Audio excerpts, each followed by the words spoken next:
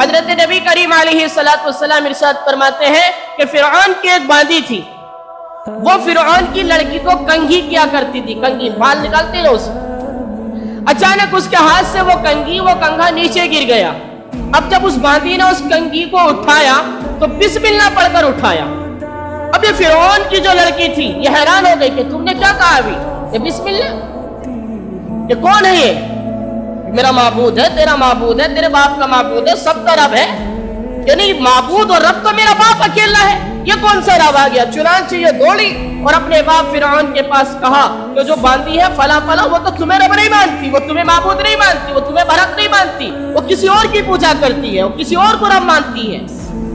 فرعون کو غصہ آیا اور آنا بھی مانگتا ہے، اس لیے کہ گھر کا آدمی نہیں مانے اور باہر پوری دنیا مانے ہماری بات، اور گھر کا نہ مانے تو غصہ آتا ہے۔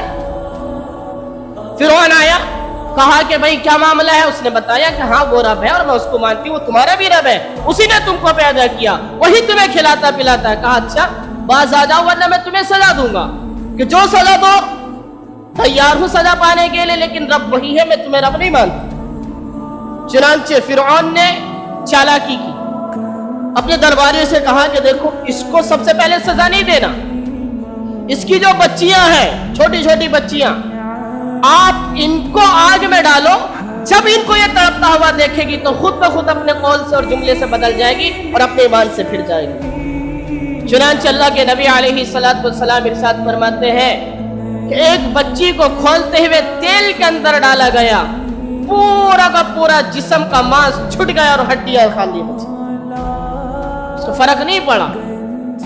اس سے چھوٹی بچی کو جب تیل میں ڈالا گیا تو اس کی حالت خراب ہوئی، اس کی حالت عورت کی خراب ہو گئی باندھی کی۔ ایک تو وہ بچی جو زندہ ہو اور ہاتھوں میں سے چھین کے جلایا جا رہا ہو، اور پھر اوپر سے جس کے ہاتھ سے چھینا جا رہا ہو وہ ماں ہو، باپ بھی نہیں ماں ہو، کیسا تڑپ رہی ہوگی۔ دین کا معاملہ تھا۔ پیارے حبیب علیہ السلام ارشاد فرماتے ہیں کہ اللہ تبارک و تعالیٰ نے اس بچی کو گویائی عطا کی، زبان عطا کی، اور کہا اماں جان گھبرائیے نہ، صبر کیجئے، ملاقات کا وقت قریب ہے، اچھی جگہ ملاقات ہوگی۔ یہ اشارہ ہے جنت کی جانب۔ چنانچہ اس کو بھی بھون دیا گیا۔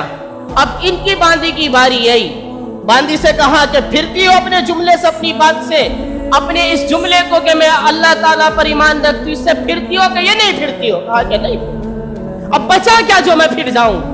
جن کی خاطر مجھے پھر جانا تھا وہ تو چلے گئے، اب میرے پاس بچا کیا جو میں پھر جاؤں؟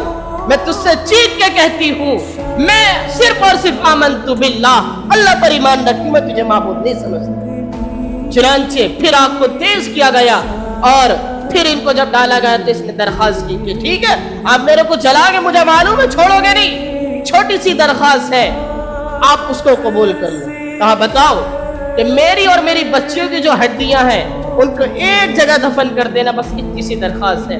فرعون بولتا ہے کہ بھائی تو نے اتنے دن ہمارے یہاں کام کیا، اتنا تو میرا بھی حق بنتا ہے، ٹھیک ہے میں تیری درخواست کو قبول کرتا ہوں۔ اس کو بھی جلایا گیا، تیل میں بھونا گیا، ان کی ہڈیوں کو ایک جگہ دفن کیا گیا۔